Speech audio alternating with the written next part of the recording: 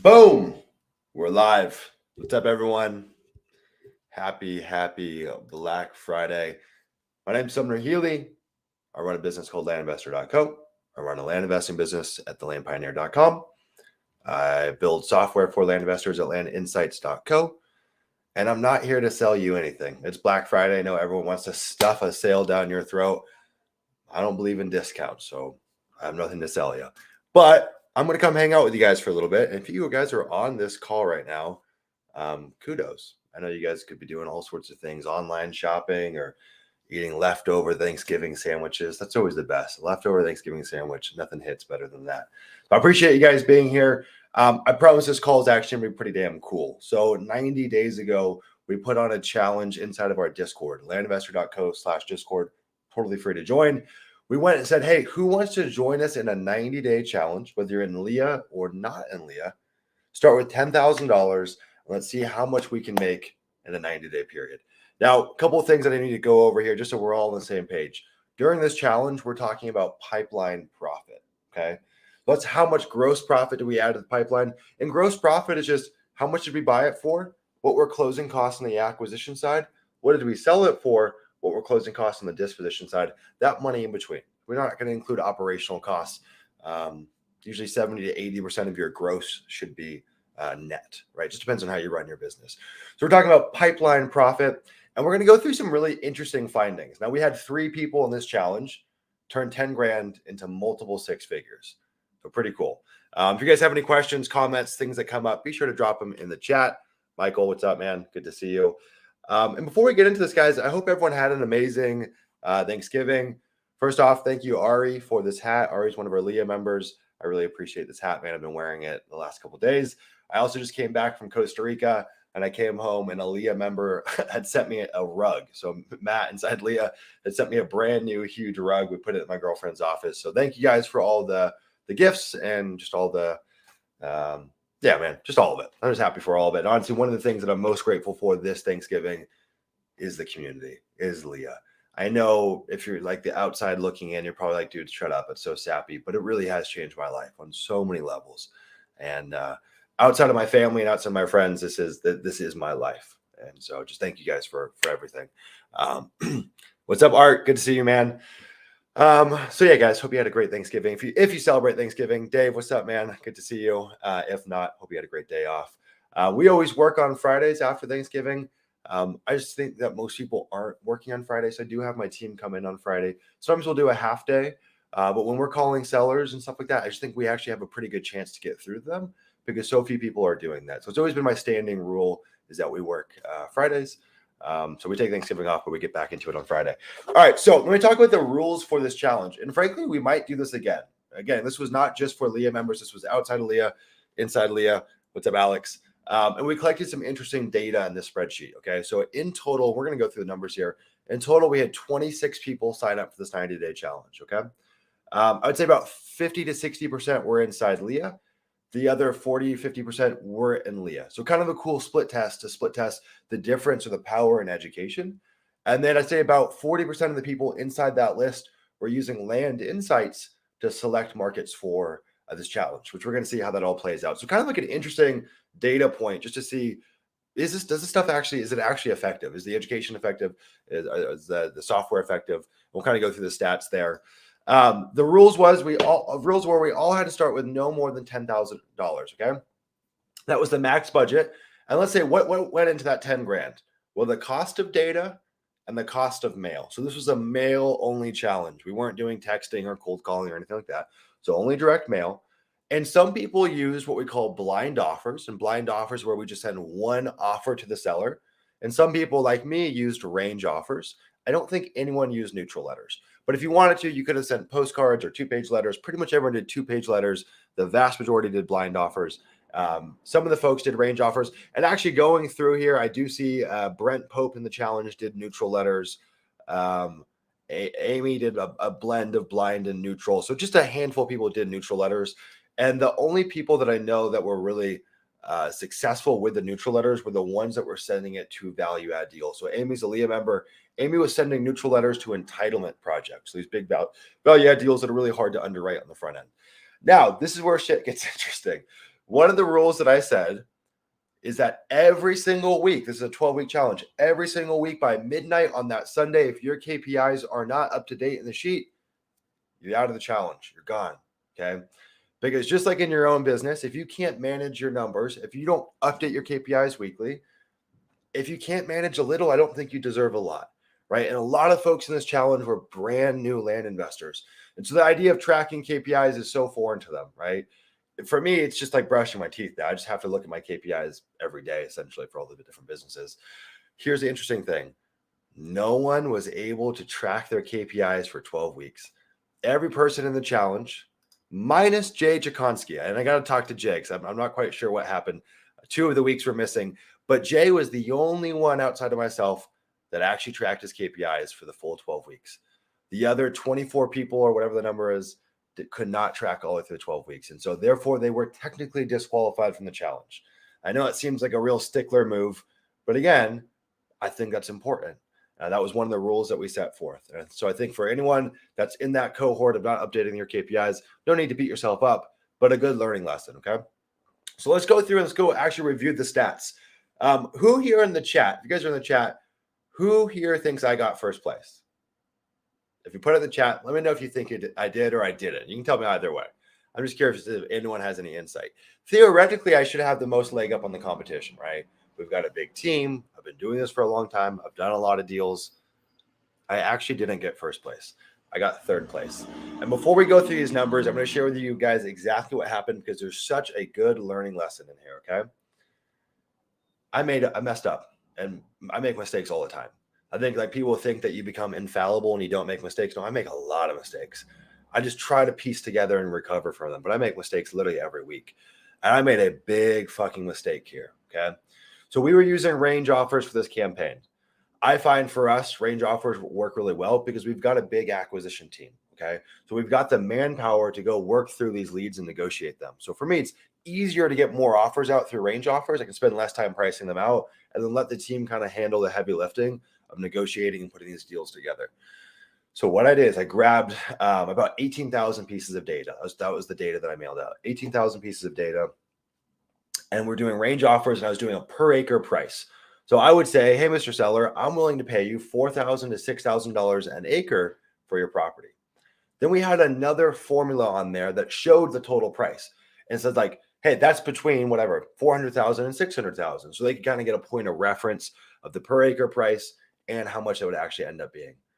Well, what happened is the mail house put the total price as the per acre price. So we're telling people, hey, for your 40 acre, I'll offer you 400,000 to 600,000 an acre. We're talking about millions and millions and millions and millions of dollars for every letter we sent out. Royally screwed these things. And so we had to work past having every single lead mispriced and mispriced by a monster margin. I always talk about pricing in this business, right? I said with pricing, we just want to be right enough. I can't be perfect. You're never going to be perfect for all the data points, but I want to be in the realm of being reasonable. And reasonable means the seller says, okay, this is kind of fair. And I say, hey, this is kind of fair. So I don't have to negotiate 50% or 100% off of that blind offer or range offer price. Well, in this case, we're coming in having to offer 1/100th of what was in the letter. And so you can see how those conversations turned out really funny. So despite all that, we still got 3 deals. 3 deals out of 18,000 letters is terrible. Okay, that's 6,000 letters per deal. The average for me is about 1,700 letters per deal. So KPIs are screwed, right? Now, what I will say is we're only 90 days into this challenge. The challenge ended last week. We're a little past 90 days. Will we still get more deals from this? Probably. Because what will happen is there's still hot leads that we haven't converted. So those might get converted in weeks to come or months to come. And we still haven't gotten all of the leads from the letters, right? We get leads that reach out from letters that are 2 years old or a year old. So there'll still be more revenue generated from this campaign. But in a 90-day period, we got 3 deals, so way above KPI. But those 3 deals made us 127,000, right? And so what's the learning lesson there? This business, there's such a margin of safety. You can screw it up so bad and still recover. And the magic, the secret sauce was all on the acquisitions, right? And that's why I'm so bullish on building acquisition teams. We were able to clean up the mess that we made on the front end by going through and strategically renegotiating these deals. So what do we do in those situations, right? Because you probably will mess up letters at some point. Well, the first thing we do is we just call it out immediately. We want to be proactive. I don't want the seller to bring it to my attention. When we get in the call with the seller, it's instantly like, hey, Bob, I hate to have this conversation with you, but we made a big mistake. As you can probably see, the number in the letter is way off. This conversation I hate to have, but to make this deal work, we're going to have to talk about price again because I made a big mistake. And so we would just call it out immediately. Some people that pissed them off, they hang up on us. Some people actually liked the candor. Some people respected that. There's an idea that I've learned in business over the years that I think is so important for you guys. Anytime you have an angry seller or an angry buyer or an angry customer in any business, it's actually a huge opportunity to win their hearts and minds, a huge opportunity to win their trust. If you can take a bad situation and turn it 180 and rectify, it's like a bonding experience. You go through that with the seller, you go through that with a prospect, and it actually usually works in your favor. So for the ones that we were able to recover and they didn't hang up on us, I think we actually locked up really good deals on them. So I'm going to go through and just share those deals with you guys. So let me get the stats pulled up here. And let's get these going. Okay. So give me one sec here, guys. Sorry. Okay. One of the deals was in Wisconsin. Wisconsin. Jeez. Bought it for $12,500 and we're selling it at 29 to 32. So pretty good. Just a standard little base hit. It's an 8-acre out in Wisconsin. Just a stock and standard deal. Nothing too crazy. And that was a double close. Deal number 2. This is actually a really interesting deal. This is in New Hampshire. 12 acres. We got this under contract at $65,000 and we've got it listed. We had it listed at 139. We just pulled it down to like 120, 125, somewhere in that range. Great property. It's actually ready to be subdivided. They already have the sketch done from the engineer. The property's been cleared. It's got utilities. It's a really, really nice lot. I'm actually really, really happy with this deal. We were thinking about doing the subdivide on it and chopping up into 2 6-acre properties, but it's going to be $10,000 just to do the subdivide. So I said, you know what? A lot split doesn't generate enough value, in my opinion, to warrant that $10,000 price to subdivide. It's really, really expensive in that market. And this one here is out in Texas. And let's go see the math on this deal here real quick. I got to check the contract. This deal we have it at 85. This is a double close and it's listed at 120 right now. Okay. So this is the 3 deals from the challenge. Not great, but good, right? Good enough. And a good learning lesson for you guys here. If you screw up your mailers or you screw up some part of this process, there's usually a way to salvage it. And think about what business can you be in where you can completely botch your marketing and still turn 10 grand into $127,000. That's pretty crazy. But my numbers pale in comparison to the other 2 gentlemen in this challenge. Now, this is a shameless plug, but it's frankly the truth. The only people that hit 6 figures in this challenge were both in Leah and we're both Land Insights users. That's the platform that we use to select markets. I personally think there's no coincidence there. Now, one of the things that made this challenge really tick, one of the things that was a big edge was how quickly could we get that mail out? You see, for a lot of people, they're dripping mail out each week. But if I only have 90 days and I'm trying to make the most money in that 90-day period, I need to get my mail out as fast as possible to let it season and get the most number of leads coming in. And so if you can select markets faster, that's really going to help get all the mail out. So I was able to send all the mail out, I think, in 2 or 3 weeks, just because we could just chew through picking markets. And I also think working in less competitive markets, that we were able to find these little gems. Like that market in New Hampshire, super, super gem. I would have never found that unless I had all the data on these markets, okay? So let's go through it. Let's go through the second place winner. Second place winner is Ben. Ben's a Leah member, super awesome cat. Now, Ben spent $10,000 and he turned it into $215,000. Pretty crazy, right? 21x multiple. We should have, I wish I had Ben on this call so he could share those deals.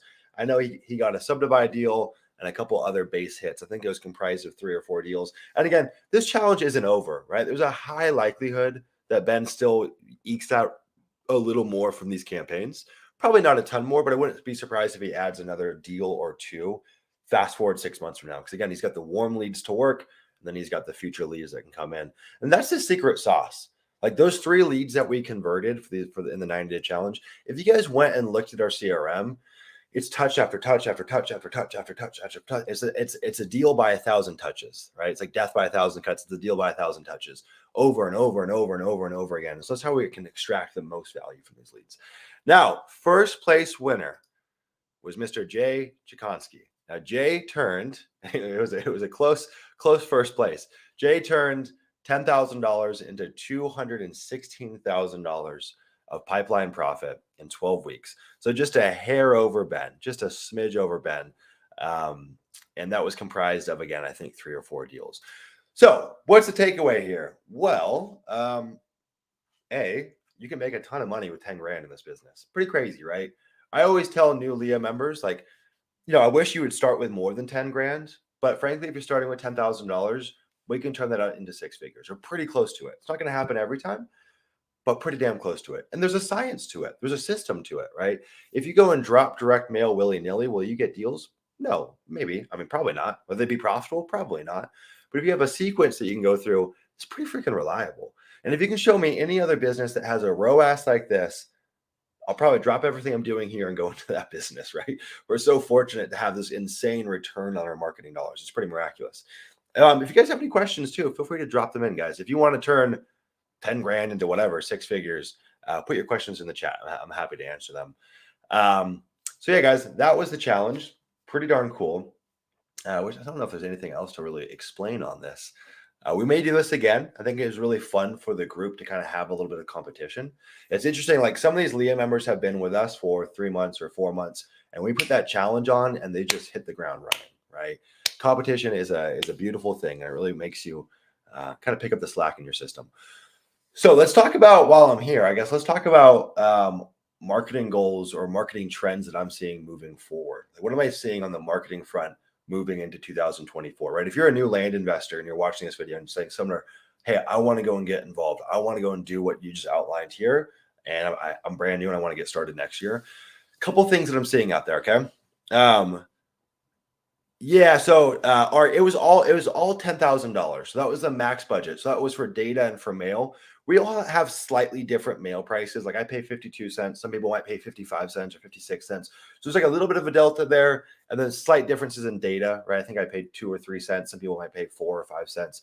But roughly for all of this is all like 16,000 to 18,000 mailers for everyone. So that's roughly what it shook out to. That's data and mail. So we're all kind of in that same ballpark roughly. But let's talk about the trends that I'm seeing moving forward in 2024, okay? Now, the interesting thing is if you went and looked at all of these people's mailers, they're all pretty much identical. They're all using kind of the Leah template. I do think there's a critical mass in this business where if we're all running with the same templates, it starts to kind of degrade the value. So one of the things I'm really bullish on moving into next year is custom mailers. So custom mailers look like custom envelopes and custom 2-page letters, right? Adding photos or adding little gizmos or doodads.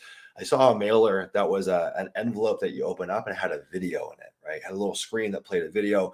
Now, costs are going to be higher for sure. But I think if you can really become a sniper and whittle down your list and you're working in great markets, that's a worthwhile investment.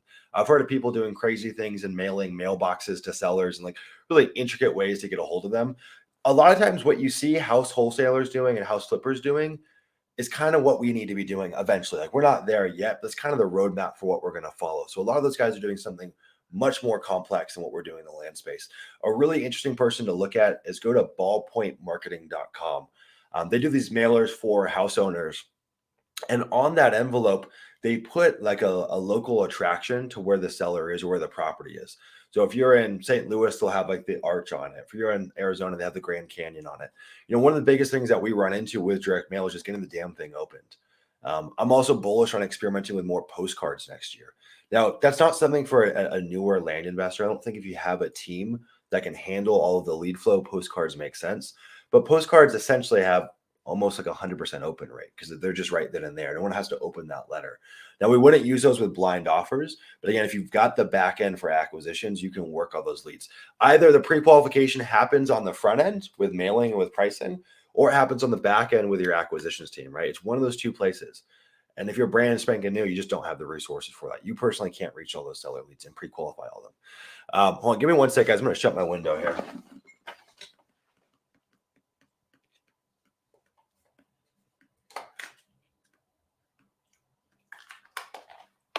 All right. Sorry, guys. Terrible content. Shame on me.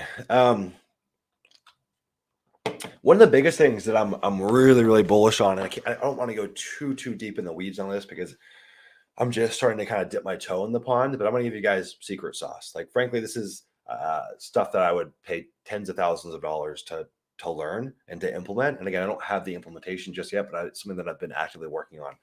So everyone in the land business, for the most part, just uses strictly outbound marketing. So what's outbound marketing? Outbound marketing means we are going and reaching the seller, whether it's through mail, whether it's through text, whether it's through cold calling. Now, at a certain point, it kind of hits a critical mass where everyone's touching the same people, and we are very, very far out from that. But that will happen at some point.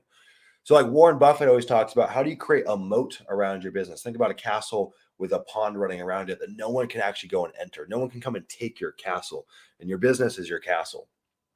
So one of the things that we think about is, how can we get inbound leads? How can we get sellers coming to us and saying, hey, I found you guys in this place and I want to sell to you. I like you. You resonate with me. You spoke to my soul, or you touched on a pain point, and I want to work with you. Right. If you can create that inbound system, it's really hard for other people to come and compete with that, especially when everyone's thinking about outbound. So how can we do that? Well, we can do that through SEO, right? So imagine if you ranked for sell my land fast, right? If you can build enough traction on Google to rank for that, you're just going to get leads on autopilot coming in. You could create inbound systems through realtors, right? What if you build such great rapport with realtors and you tell them exactly what your buy box is? And when they get these pocket listings or these listings before they hit market, they sell them to you. A lot of people think on market deals don't work. They do work. Just takes a lot of negotiating. It takes a lot of kissing frogs to find the right one. But I'm bullish on market listings. There's a lot of good stuff to find out there, mainly on the value add side. So how can we get realtors in our pocket where they want to give us lead flow, right? That becomes through like building relationships, also giving them deal flow. Like, how am I thinking about that? Well, I'm thinking about the deals that I don't do, that don't fit my buy box. Can I give those to realtors to build up some reciprocity, to build up some goodwill? So when they see stuff in my buy box, they want to give it to me, right? The next area is content. There's very few people doing this well in the land space, but actually creating content. What if you created content for land sellers that spoke to their pain, right? Told them about the process and the ups and downs of listing on market, why it's easier to use an off-market buyer. Boom, lead flow coming in. And that's very similar to the SEO side of things. Or you could like potentially run Facebook ads and retarget people. It's a little less inbound per se, but there's elements of it to it. Very, very bullish on that. And again, there's really no one doing that I'm aware of, at least at a big scale. And that's a very competitive moat, right? As I'm going into this next season of my land business, I'm thinking about, how do I make my business defensible? How can I make it so no one new can come in and take my castle? Okay. Let's see. I'm very bullish on the fact that text is changing. Right? Anyone who's doing cold texting, text is going through an evolution right now. It's changing. Text isn't broken by any means, but the way we have to handle it is very, very different. We've just made monster changes to our texting process to survive what's happening. These restrictions are going to continue to narrow and tighten. And so I think if you can think outside the box and make those systems work, you're gonna kill it. Because a lot of people are exiting texting and ringless voicemail and all these stuff that's kind of in the gray area. And so I'm bullish on creating new ways to go about that. So what was the old way of texting? Well, the old way of texting was immediately send an offer, or send one text, then send an offer. We got to play a different game. We got to play the long game with these sellers. And in fact, I'm more bullish on just letting these people into our system and letting the acquisition team work them, right? So getting less qualified leads, but allowing the acquisition team to build up the qualifications. One of the things that I just did today that I really recommend everyone do, especially if you're in the business, right? If you're brand new, this is less relevant. But if you guys are new to the business, or you're not new, but you've been in the business for a couple months or even a couple years, grab a pen and paper this weekend. Okay. Please take me up on this. I really encourage you to do this. Grab a pen and paper this weekend, and I want you to do three things. Okay. I want you to outline, what were the wins this year. I don't care if you've been in the business 6 months, just talk about this year. What were the wins thus far? Okay. For me, it was all sorts of different things. It was partnering on certain deals. It was changing our double close strategy. It was bringing on US based acquisition managers. One of the things that I put in was cashing in on my life dollar savings, right? For years, I've just been depositing life points into my savings, in quotes, as I've been building my business, right? Delayed gratification. Well, this year I said, I'm cashing in, right? I took 15 trips. I bought my sister a car. I took my mom to Europe. I bought 2 new cars. I bought a watch, like all these things, right? I treated myself. That was a win for me this year. So it doesn't literally just have to be about the business. It could also be the lifestyle effects from your business. Let's outline those wins. The next thing I went through were what were the challenges for this year, right? I lost 2 key employees. It was because the incentives weren't structured correctly, yada, yada, yada, yada, okay? Broke down the challenges that I've run into this far. And then last and potentially most importantly, I broke down the big rocks for 2024.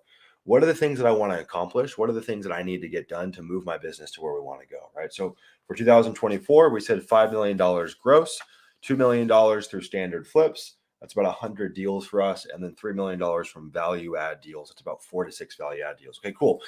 That's the North Star. How the fuck do I get there, right? So breaking those down into little bite-sized chunks. It's a great exercise for everyone to go through. Okay, I don't care how long you've been in the business. I really encourage you guys to do this.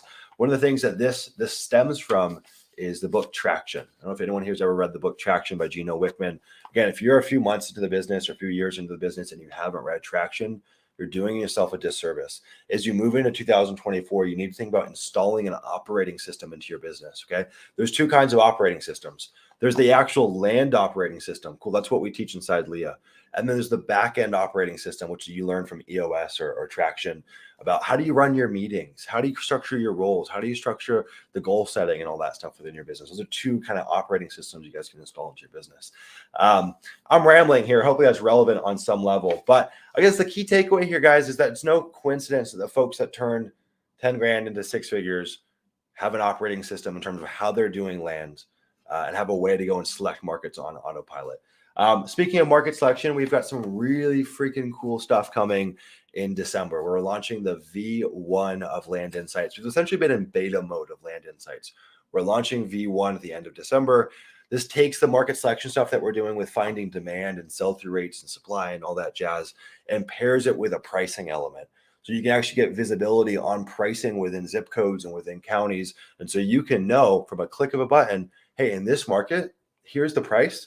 And here's the difference from low to high. Here's how much kind of noise there is in between. And that will instantly tell you, can I price this or can I not price this? Right? Really what we want to do is not just give answers, but take all this confusing data, put it into a little bite-sized package that you can get in a click of a button and instantly know, is this a good market from a demand perspective? And can I price this market and build offers for it? So we're super excited for that. We're going to be taking a few guinea pigs from inside Leah, giving them early access, giving them a free week pass on V1 to collect feedback. So if you guys want to be a part of that, you can always drop me a message inside Discord. Anyways, guys, I think that's all I got. Unless you guys have questions, just a little ramble. I wanted to come and hang out with you guys. I wanted to share the details on the 90-day challenge. Hopefully this inspires you, right? This is like undeniable evidence that A, land works, and B, Leah is the way to do it. Like undeniable. We're talking about a starting lawyer salary from $10,000 in 90 days. That's frankly crazy. And you can do that too. There's nothing special about me or these people or anything along those lines. It's a skill like anything else that you can develop. Okay. Well, I think that's all I got, guys. I hope you have an amazing weekend. Spend time with loved ones, spend time with family. Go through this exercise. Please do yourself a favor. I want you to prepare for 2024. 2024 is going to be your biggest year yet. I know it. Same for me. We're going to kill it. It's going to be an amazing year. I'm going to go play some pickleball. Much love, guys. Take care of yourself. Ciao.